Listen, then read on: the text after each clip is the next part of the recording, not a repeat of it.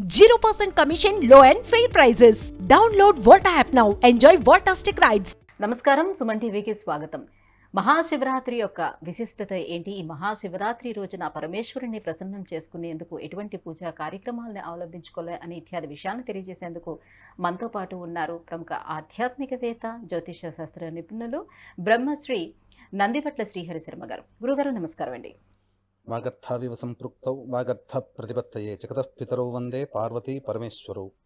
అన్నపూర్ణే సదాపూర్ణే శంకర ప్రాణవల్లభే జ్ఞానవైరాగ్య సిద్ధ్యర్థం భిక్షాం దేహి చ పార్వతి. మాతా చ పార్వతీదేవి పితాదేవో మహేశ్వరః బాంధవా శివభక్తాశ్చ స్వదేశో భువనత్రయం. సదాశివసమారంభాం శంకరాచార్య మధ్యమాం అస్మదాచార్యపర్యంతం వందే గురుపరంపరాం. ఆదిత్యాయ చ సోమాయ మంగళాయ బుధాయ చ గురుశుక్రశనిభ్యశ్చ రాహవే కేతవే నమః. శృంగేరి జగద్గురు పీఠాధిపతులు శ్రీ శ్రీ శ్రీ భారతీ తీర్థ మహాస్వాముల వారికి, శ్రీ శ్రీ శ్రీ విధుశేఖర భారతీ తీర్థ మహాస్వాముల వారికి, కంచి కామకోటి పీఠాధిపతులు శ్రీ శ్రీ శ్రీ విజేంద్ర సరస్వతి మహాస్వాముల వారికి ప్రణామములు తెలియజేసుకుంటూ కార్యక్రమాన్ని ప్రారంభిద్దాం. గురుగారు, ఈరోజు శివరాత్రి, ఈ మహాశివరాత్రి యొక్క విశిష్టత ఏంటి? ఈ శివరాత్రి రోజున ఆ పరమేశ్వరుని ప్రసన్నం చేసుకునేందుకు ఎటువంటి పూజలు చేసుకోవాల్సిన అవసరం ఉంటుంది మనకి? మహాశివరాత్రి, జన్మకో శివరాత్రి అంటుంటారు.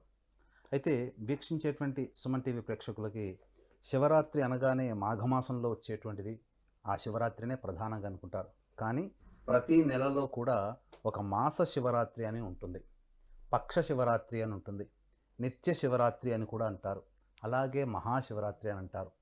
అయితే ఈ శివరాత్రి అనేటువంటి పదము మనకు వాడుక భాషలోకి రావడానికి ప్రధానమైనటువంటిది ప్రతి నెలలో ఒక రోజు అనేటువంటిది మనం నిర్ణయించుకున్నాం శాస్త్ర ప్రకారం. అంటే ఈ శివరాత్రి అనేటువంటిది అత్యంత విశేషమైనటువంటిది మాఘమాసంలో. ఈ శివరాత్రి యొక్క విశిష్టత ఏమిటి అని అంటే, శివుడి యొక్క లింగాకారము వెలిసినప్పుడు ఆది అంతము తెలుసుకోలేకపోయినటువంటి సమయంలో బ్రహ్మ విష్ణువుల మధ్య వచ్చినటువంటి వాగ్వివాదాలు జరిగినప్పుడు ఆ సందర్భంలో పరమేశ్వరుడు ప్రసన్నుడై ఈ యొక్క శివలింగాకారంగా వెలిసినటువంటిది. అందుకనే ఈ శివరాత్రి రోజునే ఆ ఒక్క శివరాత్రి మాఘమాసంలో వచ్చే మాస శివరాత్రి మహాశివరాత్రి అవుతుంది. ఆ రోజున మాత్రమే లింగోద్భవ కాలము అని అంటారు.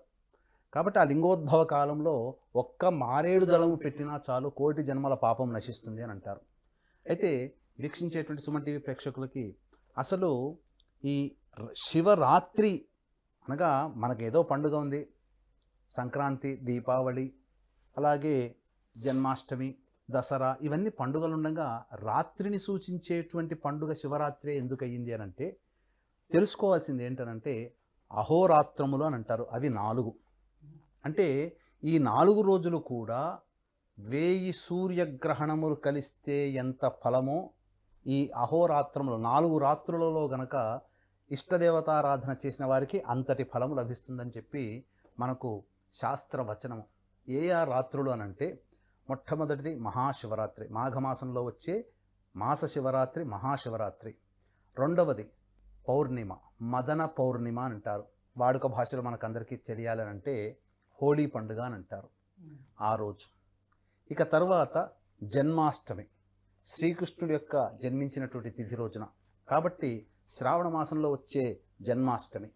ఇక 4వది భూభారాన్ని తగ్గించడానికి సతీ సమేతుడై నరకాసుర వధ చేసినటువంటి శ్రీకృష్ణ భగవానులకు సంబంధించినటువంటిది దీపావళి. కాబట్టి ఈ 4 రోజులు కూడా అత్యంత పవిత్రమైనటువంటిది, అత్యంత ప్రాశస్త్యమైనటువంటిది.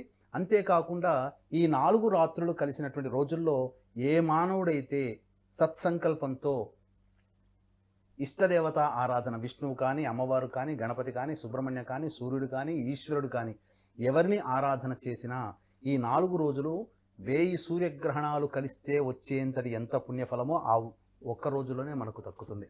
అయితే ఈ శివరాత్రి లేదా మాస శివరాత్రి అనేటువంటిది మనం చెప్పుకోవాల్సినటువంటిది, ఆ రోజు నిర్ణయించాలి అని అంటే చతుర్దశి తిథి అనేటువంటిది రాత్రి వేళల్లో ఉండాలి.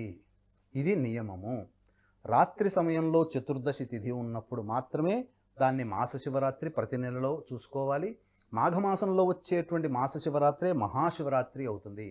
కాబట్టి ఈ మహాశివరాత్రి అత్యంత పవిత్రమైనటువంటి కాలము అని చెప్పవచ్చు. ఎందుకనంటే ఆ రోజున మానవుడు ఏది చేసినా, ఏ నామాన్ని జపించినా, ఏ పూజ చేసినా, ఏ దానము చేసినా, ఎంతటి మంచి పని చేసినా, చిన్న పని చేసినా, పెద్ద పని చేసినా ఆ ఈశ్వరుని యొక్క అనుగ్రహం వలన 1000 రెట్ల ఫలితాన్ని పొందుతారు అని చెప్పడంలో ఏమాత్రము సందేహం లేదు. అందుకనే మీరు గమనించుకుంటే ఎప్పుడు ఉపవాసము చేసిన, ఏకాదశి వ్రతము చేసేటువంటి వాళ్ళకి ఎంత భక్తి శ్రద్ధలు ఉంటాయో, అలాగే మహాశివరాత్రి రోజున కూడా ప్రతి వ్యక్తి, మనుష్యుడిగా జన్మించినటువంటి ప్రతి వ్యక్తి కూడాను ఉపవాసము నియమాన్ని పాటించుకొని జాగరణ చేసి ఆ ఈశ్వరుని యొక్క నామముతో తూలిపోవాలి, తేలిపోవాలి. అంతటి పవిత్రమైనటువంటి రోజు ఈ శివరాత్రి అని చెప్పడంలో ఏమాత్రం సందేహం లేదు. వీక్షించేటువంటి సుమన్ టీవీ ప్రేక్షకులకు భక్తిపూర్వకమైనటువంటి విజ్ఞప్తి. కాశీలో మా స్వంత భవనం శ్రీ శంకర కామాక్షి నిత్యాన్నదాన ఆశ్రమం ఉంది. అది చాలా పురాతనమైనటువంటి భవనం, 100 సంవత్సరాల నాటిది. నదికి అతి దగ్గరలో, కేదారేశ్వర మందిరానికి చాలా దగ్గరలో ఉన్నది. తెలుగు వాళ్ళందరూ కూడా సంచరించేటువంటి ప్రదేశంలో కేవలం 125 మీటర్లు, గంగా నదికి మన ఆశ్రమానికి కేవలం 125 మీటర్ల దూరంలో ఉన్నది. కాబట్టి దానిని పునరుద్ధరణ చేయాలనగా మళ్ళీ కొత్తగా అన్ని రకాలైనటువంటి వసతులతో కొత్తగా బిల్డింగ్ని కట్టాలనేటువంటి సంకల్పం జరిగింది. కాబట్టి వీక్షించేటువంటి సుమన్ టీవీ ప్రేక్షకులు రాజపోషకులు, మహారాజపోషకులుగా లేదా కాశీలో మనవంతు సహాయంగా ఒక ఇటుకనైనా కానీ సమర్పించుకోవాలి. ఆ యొక్క శివుని యొక్క గర్భంలో మనకంటూ ఒక పేరుంటుందని ఆలోచించే వాళ్ళు ఎవరైనా, భవన నిర్మాణానికి ముందుకు వచ్చే దాతలు ఎవరైనా కానీ మీ వంతు సహాయ సహకారాలు అందించి భవన నిర్మాణానికి సహాయ సహకారాలు చేయూతనివ్వవచ్చు. అలాగే మహాశివరాత్రి సందర్భంగా 8వ తారీఖు రోజున 121 సార్లు రుద్రపారాయణము, 9వ తారీఖు రోజున 24 హోమాలు, అనగా శని దోషం ఉన్నటువంటి వృషభ, మిథున, కర్కాటక, సింహ, తుల, వృశ్చిక, మకర, కుంభ, మీన రాశుల్లో జన్మించినటువంటి వారికి, అలాగే వివాహం కావాల్సినటువంటి అబ్బాయిలకి అమ్మాయిల కోసమై, అలాగే దాంపత్య సమస్య, సంతాన సమస్య, ఉద్యోగ సమస్య, ధనపరమైనటువంటి సమస్యలతో ఉన్నటువంటి వాళ్ళకందరికీ కూడా ఈ 121 సార్లు రుద్రపారాయణము, 24 హోమాలు అనేటువంటి జరిపించడం జరుగుతుంది. ఎవరైతే ఈ కార్యక్రమంలో పాల్గొంటారో తిరిగి వచ్చే సంవత్సరం మహాశివరాత్రి కల్లా మీ యొక్క కోరిక నెరవేరుతుంది. అది పార్వతీ పరమేశ్వరుల యొక్క అనుజ్ఞగా తీసుకొని ఈ కార్యక్రమంలో మీ యొక్క గోత్రనామాదులు నమోదు చేసుకోవచ్చు. అలాగే మహాశివరాత్రి సందర్భంగా అన్నదానం మా సొంత భవనం శ్రీ శంకర కామాక్షి నిత్యాన్నదాన ఆశ్రమంలో జరుగుతుంది. అన్నదానానికి కూడా సహాయ సహకారాలు అందించేవాళ్ళు ఈ యొక్క కార్యక్రమ తదనంతరం కాంటాక్ట్ చేసి పూర్తి వివరాలు తెలుసుకోవచ్చు.